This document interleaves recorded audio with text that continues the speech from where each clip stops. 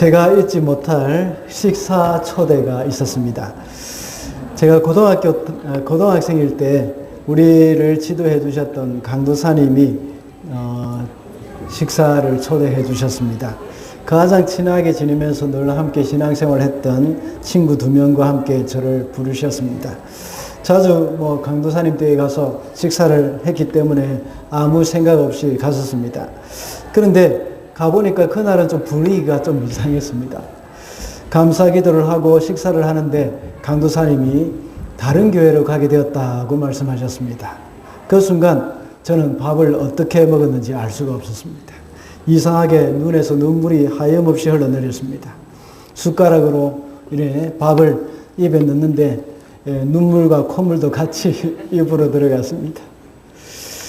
아무 말도 못하고 눈물 흘리면서 밥만 먹었습니다. 우리 강도사님도 아무 말씀도 하지 않으시고 식사만 하셨습니다. 사모님이 저희들을 다독거려 주시면서 울지 말라고 하셨습니다. 그때에 강도사님의 3살짜리 어린 아들도 제가 계속 눈물을 흘리고 있으니까 저 옆에 와서 어깨를 툭툭툭툭 이렇게 쳐주었습니다. 그리고는 얼마 후에 이사를 가셨습니다. 저는 그날의 식사를 정말 잊을 수가 없습니다. 식사 메뉴가 무엇인지 전혀 기억이 나지는 않습니다. 그냥 울면서 밥을 먹었던 기억밖에 없습니다. 오늘 본문에서도 보면 예수님의 마지막 식사 자리가 마련되어 있습니다.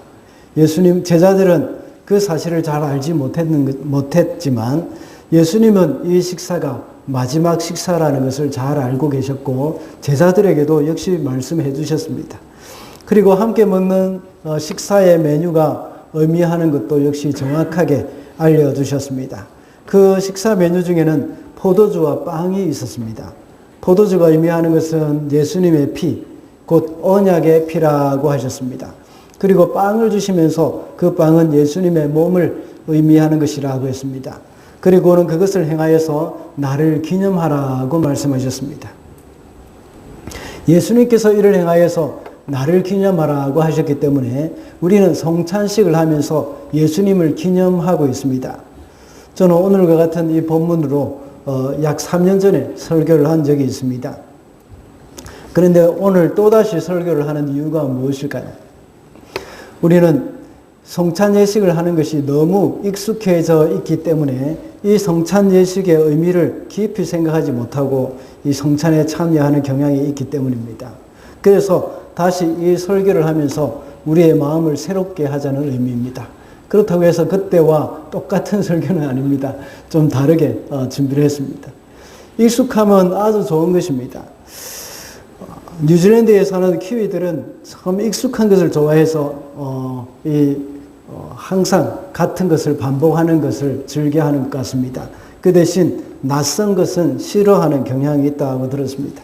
그래서 한 번 단골은 영원한 단골, 한 번 시킨 메뉴는 항상 변함이 없다고 합니다. 그러나 익숙하면은 위험성이 있습니다. 그것은 관계에서 예를 들어 볼 수 있죠. 처음 만나서 서로 교제를 할 때에 떨리고 긴장되는 마음이 있습니다. 구역도 마찬가지입니다. 처음에 새 가족이 구역에 들어오면 다들 약간의 긴장감을 가지고 서로를 대하기도 합니다. 그리고 첫인상을 좋게 하고 싶어서 그런 마음에서 이 예의를 갖추기도 하고 약간 조심스럽게 서로를 대하기도 합니다. 그러다가 시간이 지나고 서로에게 익숙해지면 아주 긴장이 풀리면서 조심성이 없어집니다. 부부간에도 역시 마찬가지죠. 처음에 연애를 할 때는 서로에 대한 호기심과 존중함이 많습니다. 그러다가 결혼을 하고 점점 서로의 관계가 익숙해질 때는 어느덧 태도가 달라집니다. 배우자를 배려하거나 존중하는 마음이 없어지기 시작하죠. 때로는 함부로 대하면서 상대방의 마음을 상하기도 합니다. 그러다가 다투기도 합니다. 이런 것이 익숙함의 위험성입니다.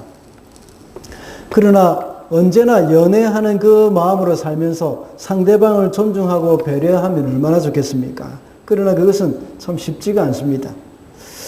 우리의 신앙생활도 역시 마찬가지입니다. 처음에 예수님을 믿는 것이 새롭게 느껴질 때는 하나님과의 친밀감이 아주 깊어집니다. 그리고 예배 때 드리는 찬양과 기도, 그리고 목사님이 들려주는 예수님의 말씀, 이런 것들이 참 은혜가 됩니다. 그런데 자꾸만 신앙의 연륜이 깊어질수록 익숙함의 위험성이 노출되기 시작합니다. 성찬식도 그렇습니다. 세례교인이 되고 처음 성찬식에 참여할 때는 그 성찬식이 얼마나 은혜가 되는지 모릅니다. 그래서 성찬식을 할 때마다 예수님의 고난과 부활을 생각하게 됩니다. 그러면서 성찬식을 하는 중에 참 눈물, 콧물 다 흘리기도 합니다. 제가 그랬습니다.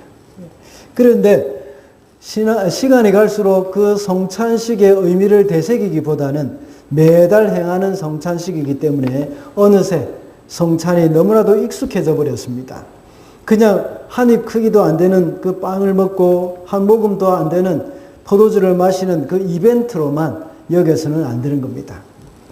우리는 자주 하는 성찬인 만큼 그것이 의미 없는 이벤트가 되지 않도록 자주 성찬식에 대한 말씀을 들을 필요가 있습니다. 그래서 오늘은 주의 성찬이라는 제목으로 성찬의 의미를 좀 되새겨 보고자 합니다. 첫째로 주의 성찬은 그리스도와의 연합을 의미합니다. 28절입니다. 이것은 죄를 사하여 주려고 많은 사람을 위하여 흘리는 나의 피, 곧 언약의 피다. 예수님께서는 빵을 떼어 주시면서 예수님의 몸이라고 하시고 또 잔을 주시면서 예수님의 피, 곧 언약의 피라고 말씀하셨습니다. 이것은 예수님께서 우리의 죄를 위해서 십자가에 못 박혀 죽으실 것을 말씀을 하신 것입니다. 그리고 우리가 예수님의 살과 피를 상징하는 빵과 잔을 먹고 마심으로 주님과 연합하는 것임을 보여주는 것입니다. 천주교에서는 빵을 먹는 순간 이것이 우리 몸에서 주님의 살로 변한다고 했습니다. 그리고 또 포도주를 마시는 순간 우리 몸속에서 피로 변한다고 주장을 합니다. 그러나 이것은 먹는 동시에 살과 피로 변하는 것이 아니라 이 상징적인 것에 불과합니다. 빵은 주님의 살, 다시 말하자면 주님의 몸을 상징하는 것이고 포도주는 주님의 피를 상징하는 것입니다. 그래서 이것을 먹고 마심으로써 주님이 우리를 위해 죽으셨고 우리가 주님과 한 몸이 되었다는 것을 기념하는 것입니다. 우리가 주님과 한 몸이 되었다는 것은 성찬식을 함으로 그렇게 되는 것이 아니라 믿음으로 되는 것이기 때문입니다. 만약 성찬식을 통해서 주님과 우리가 몸이 하나가 되었다고 한다면 이것도 역시 행위로 말미암는 구원이 되고 마는 겁니다. 주님과 내가 한 몸이 되는 것은 오직 믿음으로 되는 것이지 성찬을 함으로 되는 것은 아닙니다. 다만 우리가 이 성찬식을 하는 것은 그것을 기념하기 위해서입니다. 다시 말하자면 예수님과 예수님의 십자가 사건을 잊지 않고 마음에 간직한다는 것입니다. 예수님이 우리를 위해서 당하신 십자가의 고통을 깊이 생각하면서 빵과 포도주를 먹고 마시는 겁니다. 그렇게 하면서 이제는 우리가 주님으로 믿음으로 주님과 내가 한 몸이 되었다는 것을 다시 마음에 새겨야 하는 것입니다. 우리는 주님과 뗄래야 뗄 수가 없습니다. 주님이 우리를 위해서 십자가를 지심으로 그것으로 인하여서 우리의 옛 사람은 주님과 함께 십자가에 못 박혀 죽은 것입니다. 우리의 죄악된 본성도 주님과 함께 죽은 것이 됩니다. 나의 옛 자아가 죽었습니다. 예수님의 십자가에 우리도 함께 달려 죽었다고 생각해야 합니다. 때로는 우리가 예수님만 거기에 매달아 놓고 우리는 활보하고 다니는 경우가 참 많습니다. 그러나 주님과 함께 죽었다는 것을 우리는 잊어서는 안 됩니다. 그러므로 이 성찬에 임하실 때에는 주님과 함께 나는 십자가에서 죽었다 하는 것을 늘 생각해야 합니다. 로마서 6장은 자아의 죽음에 대해서 말씀하고 있습니다. 우리의 죄악된 본성을 가진 그 옛 자아가 죽어 있어야 한답니다. 죽어 있어야 하는 것입니다. 그것이 로마서 6장에서 하는 말입니다. 언젠가 제가 새벽기도 때 로마서를 강해한 적이 있습니다. 로마서를 이해할 때에 로마서 1장에서는 이방인들이 다 죄인이라는 것을 말씀하고 있습니다. 그리고 2장에서는 유대인들도 죄인이다 하고 말합니다. 3장에서는 뭡니까? 모든 사람이 다 죄인이라는 것입니다. 그리고 4장에 가서는 모든 사람이 죄인인데 어렵게 되는 길은 믿음으로 되는 것이다 하고 말을 합니다. 그러면서 아브라함에 대해서 예를 들었죠. 그리고 5장에 가서는 아담과 예수 그리스도를 예를 들면서 이제 둘째 아담 예수님이 이 모든 것을 다 해결하기 위해서 오셨다는 것을 말씀하고 있습니다. 그런데 6장을 넘어가지 못하는 경우가 많습니다. 6장은 자아의 죽음입니다. 사람들은 로마서 6장을 넘어가지 못하고 이해하지 못하고 곧바로 7장에서 죄와 싸우는 그 연약한 육체를 언급하면서 8장에서는 죄에서 해방되었다고 말을 합니다. 그러니 삶의 변화가 일어나지 않습니다. 로마서 6장에서 죄성을 가진 자아의 죽음이 일어나야 하는 겁니다. 예수님께서 이 땅에 오셔서 아까 5장에서 말씀하셨다고 했죠. 예수님께서 로마서 5장에서 이 땅에 오심으로 말미암아서 십자가에 못 박혀 죽으셨습니다. 그리고 우리의 죄를 용서해 주셨습니다. 예수님이 십자가에 못 박혀 죽으심으로 말미암아서 우리도 역시 옛 자아가 예수님과 함께 십자가에 못 박혀 죽어야 한다는 것입니다. 이미 우리는 예수님과 함께 죽었다는 사실을 인식하지 못한 채 살아가고 있습니다. 그래서 사도 바울은 로마서 6장 11절에서 죄에 대하여는 죽은 자요 그리스도 예수 안에서 하나님께 대하여 살아있는 자로 여겨라 하고 말씀하고 있습니다. 여기서 말하는 여기다는 말은 실제로 그렇게 느껴지지 않지만 느낌과는 달리 본래 사실을 명심하고 있으라는 것입니다. 그래서 우리는 성찬을 하는 가운데 늘 이 사실을 생각하고 또 생각해야 합니다. 나의 옛 사람은 죽었다는 사실, 이것을 늘 마음에 되새겨야 합니다. 계속해서 로마서 6장에서 말하고 있는 것은 그리스도와 함께 내가 살았다는 것입니다. 그리고 믿음으로 예수님과 내가 한 몸이 되었다고 했습니다. 그래서 예수님이 십자가에 못 박히셨을 때에 우리의 옛 자아도 죽었습니다. 그렇다면 예수님이 부활하셨는데도 우리는 여전히 죽어 있어서는 안 됩니다. 예수님이 부활하셨을 때에 우리도 다시 살아나야 하는 것이죠. 왜냐하면 예수님과 우리가 한 몸이기 때문에. 어떻게 살아나야 하겠습니까? 그것은 새 사람으로 다시 살아야 한다는 것입니다. 그런데 많은 성도들은, 많은 그리스도인들은 이에 어떤 문제가 있습니까? 그것은 예수님과 함께 새 사람으로 살아가는 것이 아니라 옛 사람이 자꾸 살아나는 것입니다. 이것이 문제입니다. 왜 그렇습니까? 그것은 앞서 말씀드린 대로 나의 옛 사람은 죽었다는 사실을 자꾸만 잊어버리기 때문입니다. 나의 옛 사람이 죽고 주님과 함께 새 사람으로 살았다는 사실을 명심하고 있어야 합니다. 여러분의 거울에 이것을 써붙여 놓으시기를 바랍니다. 그래서 주님과 함께 내 옛 사람이 죽었고 주님과 함께 내가 새 사람으로 다시 살았다 하는 것을 써놓아 주시기 바랍니다. 그래서 머리를 빗을 때도 보시고 또 로션을 바를 때도 보시고 또 여러분 루즈를 바를 때도 이것을 보시기 바랍니다. 그래서 오늘 집에 가시면 다 거울 옆에 하나 써놓으시기 바랍니다. 거울을 잘 안 보시는 분은 변기 앞에 넣으시기 바랍니다. 붙여놓고 이것을 항상 기억을 하셔야 됩니다. 그리고 주님과 함께 새 사람으로 다시 살아났다는 사실을 이제 성찬식을 할 때마다 생각하고 명심해야 합니다. 그래서 주님의 성품을 우리가 받아서 그것을 그렇게 사는 것입니다. 그렇게 할 때에 새로운 삶을 살면서 이 세상에서 하나님의 영광을 나타내면서 사는 것입니다. 주님과 함께 산다는 것은 주님처럼 사는 것을 의미합니다. 나의 영광이나 나의 자랑은 이미 십자가에 못 박았으니까 하나님의 영광을 위해서 사는 것이고 이제는 그리스도 예수만 자랑하며 사는 것입니다. 이제 내가 살아갈 때 그 삶은 바로 예수님으로 살아가는 것이죠. 그래서 사람들이 나를 볼 때에 예수님을 보는 듯한 그러한 것을 느껴야 합니다.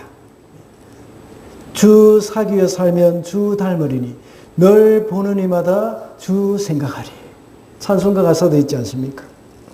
이렇게 우리는 성찬을 통해서 주님과 함께 죽고 또한 주님과 함께 살았다는 것을 마음에 새기게 됩니다. 그렇게 마음에 새기는 사람이 또한 그렇게 살아갈 수 있습니다. 이 사실을 잊어버릴 경우에 또다시 옛사람으로 돌아가게 됩니다.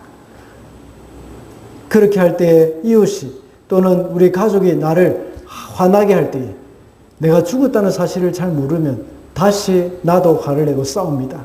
그러나 내가 죽었지 하고 생각하면 이제 그 다른 사람이 나를 화나게 할 때도 이제 그 죽은 사람이 뭐 화가 납니까? 그죠? 이제 주님과 함께 살은 사람으로서 주님과 같은 반응을 하게 됩니다. 이 성찬 예식을 함으로써 우리는 이 사실을 늘 마음에 새기는 겁니다. 그래서 예수님께서 이것을 행함으로 나를 기념하라고 말씀하셨습니다. 그러므로 우리는 성찬식을 통해서 이렇게 우리가 그리스도와 연합한 사람이라는 사실을 기억해야 하겠습니다. 둘째로 주의 성찬은 형제 자매와의 연합을 의미합니다. 26절과 27절입니다.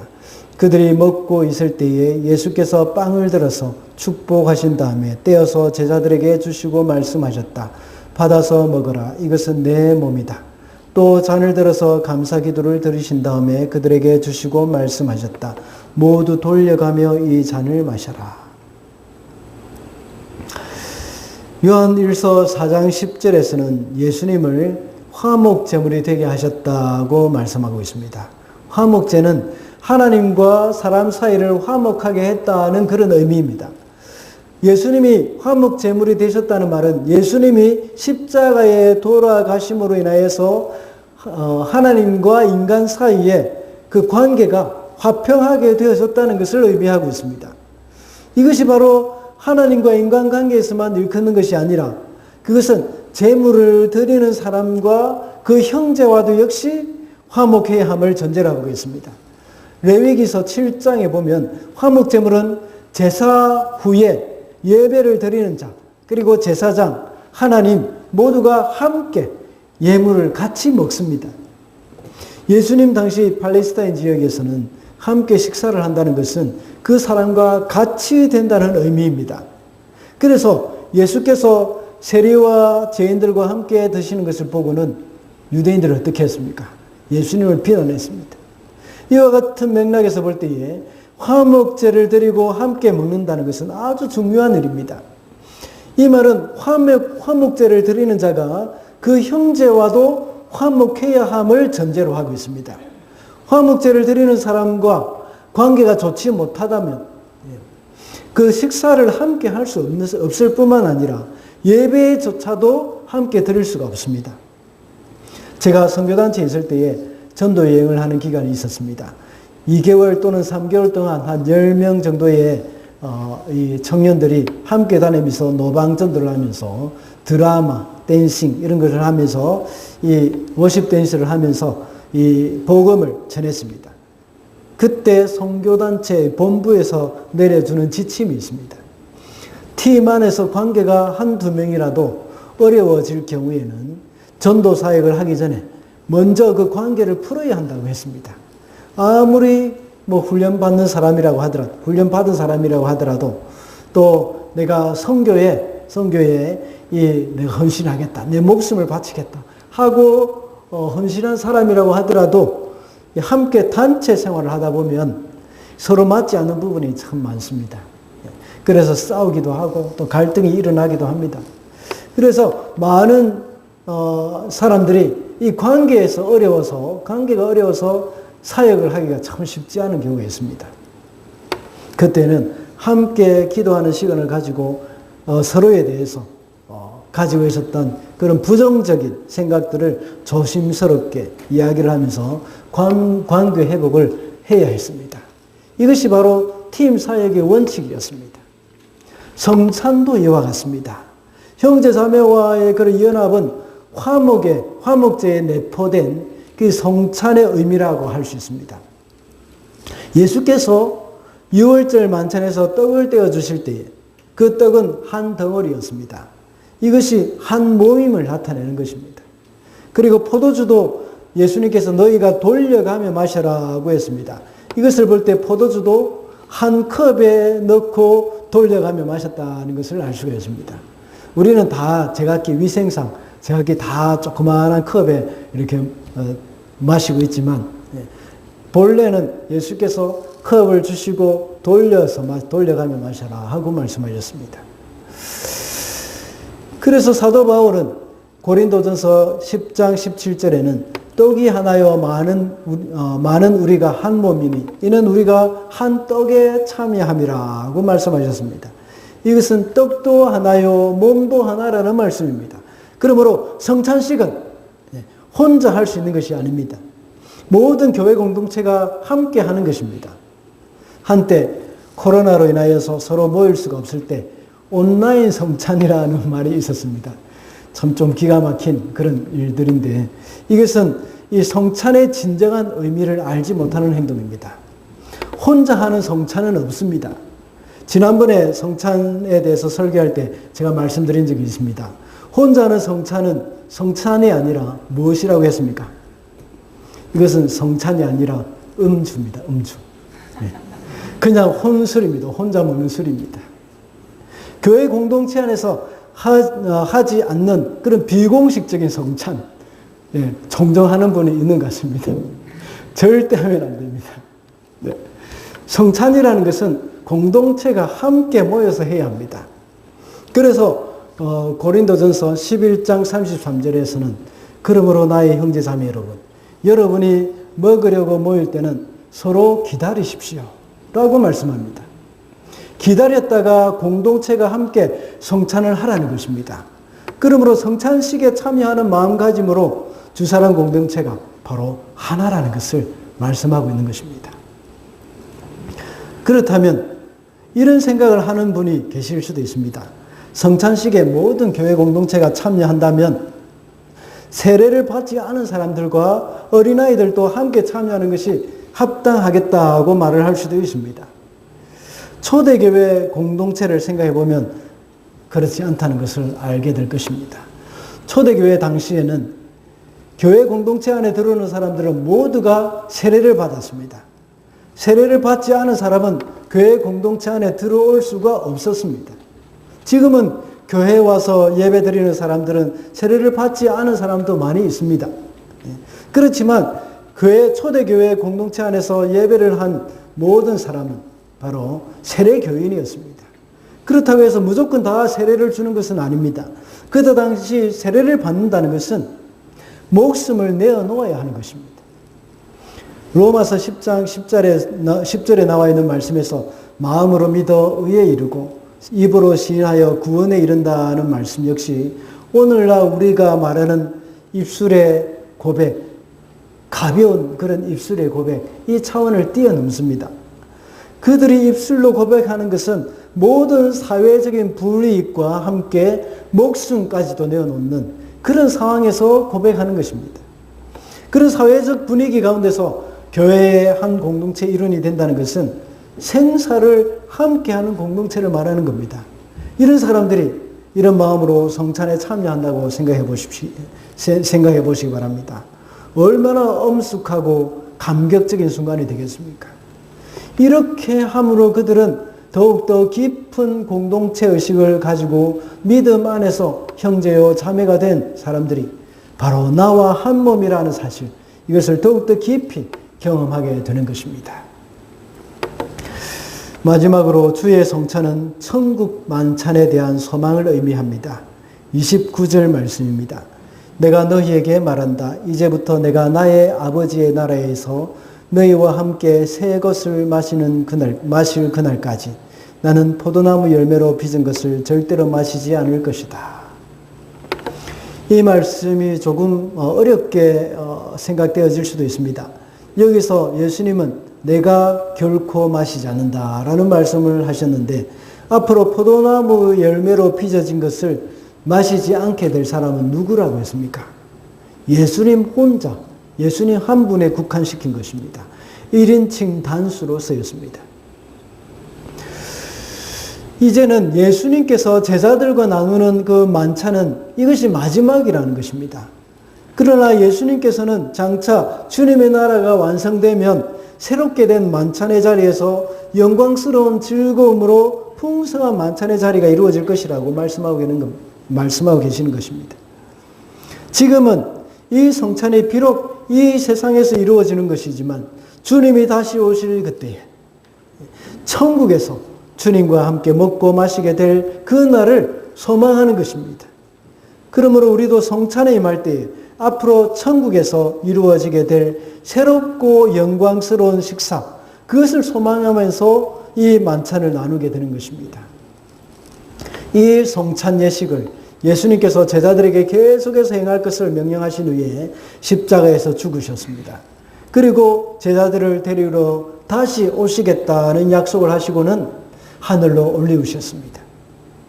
초대교회 성도들은 예수님이 부활하신 그날을 기념하면서 매주일마다 모여서 이 성찬 예식을 거행했습니다.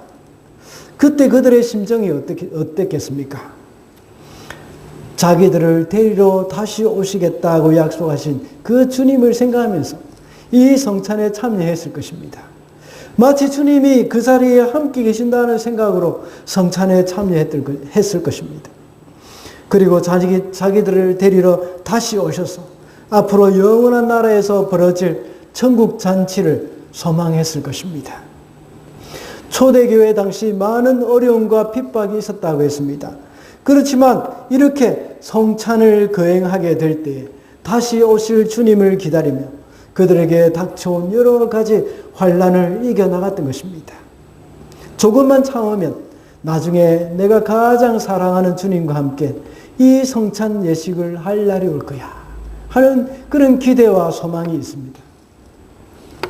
그런 가운데 이루어지는 이 성찬이 얼마나 감격적이었겠으며 또한 주님 재림에 대한 소망이 얼마나 컸을지 우리는 짐작할 수가 있습니다. 지금 우리가 나누고 있는 빵 한 조각 그리고 한 모금의 포도주, 이것은 앞으로 우리가 천국에서 누리게 될 영원한 천국의 만찬에 대한 그림자입니다. 다시 서론에서 제가 말씀드린 강도사님과의 마지막 만찬 이야기로 돌아가 보겠습니다. 물론 천국 만찬과는 비교가 될 수 없습니다. 그 후로 강도사님이 다른 지역으로 가셨죠. 얼마 후에 저희들이 또 강도사님이 계신 곳으로 방문했습니다. 강도사님이 이사 가시기 전에 그때는 집에서 식사를 대접받으면서 떠나신다는 말만 생각하고 무슨 음식을 먹는지도 모르게 눈물의 밥을 먹었다고 했습니다.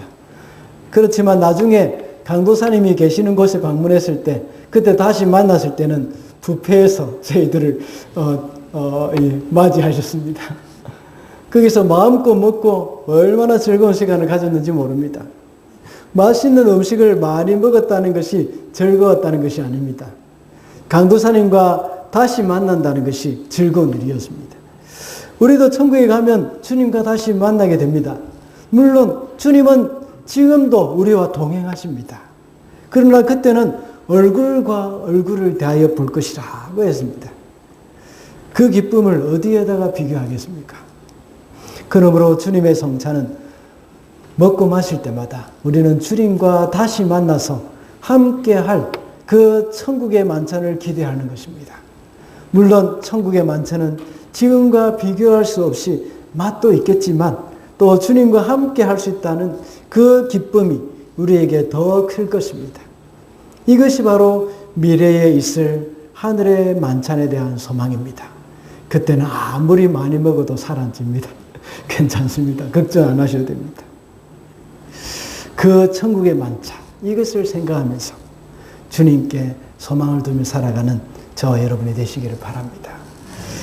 말씀을 맺겠습니다. 결론을 좀 길게 맺으려고 합니다. 성찬은 보이는 설교라고 말을 한 적이 있습니다. 보통 설교는 귀로 듣습니다. 그러나 성찬식과 세례식은 보이는 설교입니다. 눈으로 보는 설교입니다. 그래서 이것이 우리가 지금까지 계속 듣기만 하지만 성찬식을 할 때 우리는 보면서 성찬식을 하는 그 장면을 보면서 교훈을 얻고 이것을 다시 기억을 하는 겁니다. 그만큼 이것이 중요하다는 것입니다. 성찬식은 우리의 죄를 대신하여 죽어주신 예수 그리스도와의 연합이고 우리 공동체 안에서 형제 자매와의 연합입니다. 그리고 다시 오실 예수 그리스도를 기다리면서 영원한 안식에서 누리게 될 참된 만찬을 소망하는 예식입니다. 그렇다면 우리는 어떤 자세로 이 성찬에 임해야 하겠습니까? 고린도전서 11장에서 잘 말씀해 주고 있습니다. 28절부터 보면 그러니 각 사람은 자기를 살펴야 합니다. 그런 다음에 그 빵을 먹고 그 잔을 마셔야 합니다. 몸을 분별함이 없이 먹고 마시는 사람은 자기에게 내릴 심판을 먹고 마시는 것입니다. 이 때문에 여러분 가운데는 몸이 약한 사람과 병든 사람이 많고 죽은 사람도 적지 않습니다. 우리가 스스로 살피면 심판을 받지 않을 것입니다. 이 말씀과 같이 우리는 자신을 살펴야 합니다. 성찬식이 있기 전에 항상 일주일 전에 광고가 나갑니다. 오늘도 광고가 나갔죠. 그렇지 않으면 또 주보에 나오는 월간 그 행사표에 기록이 되어 있습니다. 성찬 예식에 참석하기 전에 먼저 자신을 살피고 죄를 자복하고 합당한 마음으로 성찬에 참여하고 있는지 그것을 스스로를 잘 살펴야 한다고 했습니다. 그리고 성찬이 거행될 때에는 하나님의 은혜를 갈망하면서 앞서 말씀드린 바와 같이 주님과 함께 십자가에서 죽었고 주님과 함께 다시 살아났다는 것을 마음에 새기면서 죄악된 자아가 다시는 역사하지 않게 해달라고 간절히 기도하며 천국의 소망을 두고 성찬에 참여해야 한다고 했습니다. 고린도 교회는 사실 그렇지 못했습니다. 그래서 그들 가운데 몸이 약한 사람과 병든 사람이 많고 죽은 사람도 적지 않다고 말씀하고 있습니다. 그렇다고 해서 여러분들 중에서 몸이 아픈 사람, 잘못된 성찬을 했다 이 말이 아닙니다. 예, 어떻게 보면 이 말씀이 아주 무서운 경고의 말씀이기도 합니다. 실제로 그들이 성찬을 가볍게 여김으로 이러한 하나님의 심판이 있었다고 전해지고 있습니다. 그렇다고 해서 성찬이 어떤 말술과 같은 그런 역할을 하는 것은 아닙니다. 오늘날도 이와 같은 일이 일어난다고 볼 수는 없습니다. 그렇다고 해서 이런 일이 일어나지 않는다고 했어도 안 됩니다. 우리는 무엇보다도 성찬에 임할 때에 스스로 살피며 성찬에 참여해야 함을 말씀하고 있습니다. 교회에서는 세례교인 이상만 성찬에 참여하고 있습니다. 아직 세례를 받지 못하고 하나님과 공동체 앞에 올바른 신앙 고백이 없이 성찬에 참여하기보다는 좀 더 기다렸다가 세례를 받은 후에 참여하는 것이 오히려 훨씬 영적인 유익이 클 것입니다. 그리고 온 가족 예배 때에 이 성찬식을 하고 있습니다. 어떤 부모님은 아이들이 주일학교에 가고 없는 다른 주간에 하지 왜 온 가족 예배 때 성찬식을 하느냐 하고 말할 수도 있습니다. 뭐 한 입도 안 되는 빵에다가 한 모금도 안 되는 포도주스를 아이들도 주지 않고 아이들 약 올리는 거냐고 이렇게 생각할 수도 있습니다. 그러나 우리 아이들도 이 성찬의 소중함을 보고 배울 수 있도록 해줘야 합니다. 아이들 앞에서 우리가 성찬에 참여하는 올바른 자세를 보여줘야 하고 또 아이들도 이 성찬에 대해서 흠모하는 마음이 생기도록 잘 지도해줘야 합니다. 저는 초등학교 6학년 때 교회 다니기 시작했지만 세례 받는 시기를 놓치는 바람에 성찬식에 참여할 때마다 참 저는 참여하지 못했습니다. 제 친구는 성찬식에 참여했는데 저는 세례도 못 받고 그래서 참여하지도 못했습니다. 그러다 보니 성찬식에 참여하는 것을 아주 굉장히 사모했습니다. 마침내 고3 때 세례를 받고 그 다음 주일에 성찬식을 했는데 얼마나 감격이 있었는지 모릅니다. 아이들에게 그런 흠모하는 마음을 심어줄 수 있어야 합니다. 성찬의 은혜, 성찬의 신비를 심어주면서 그것이 얼마나 귀한 것인지를 부모들이 먼저 인식을 하고 또 그것을 행할 때에 아이들이 보고 그것을 배울 수가 있습니다. 그러므로 성찬에 참여할 때마다 늘 주님과 연합되었고 또 우리 형제 자매들과 연합되었으며 하늘의 만찬의 소망을 되새기는 그런 저와 여러분이 되시기를 바랍니다. 기도하겠습니다.